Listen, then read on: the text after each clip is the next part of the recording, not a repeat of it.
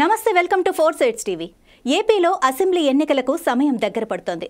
దీంతో ప్రధాన పార్టీలన్నీ ప్రచారంలో దూకుడు పెంచాయి. ఈ విషయంలో టీడీపీ అందరికంటే ముందుంది. ఈ అసెంబ్లీ ఎన్నికల్లో జనసేన, బీజేపీతో కలిసి బరిలోకి దిగుతున్న టీడీపీ ఇప్పటికే తొలి విడతలో భాగంగా 94 స్థానాలకు అభ్యర్థులను ప్రకటించింది.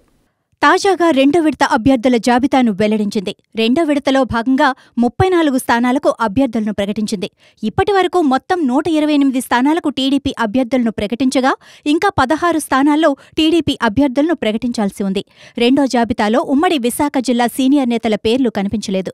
రెండో జాబితాలో గంటా శ్రీనివాసరావు, బండారు సత్యనారాయణమూర్తికి చోటు దక్కలేదు. చోడవరంలో బత్తుల తాతయ్య బాబు, మాడుగులలో గవిరెడ్డి రామానాయుడుకు, పీవీజీ కుమార్కు నిరాశ తప్పలేదు.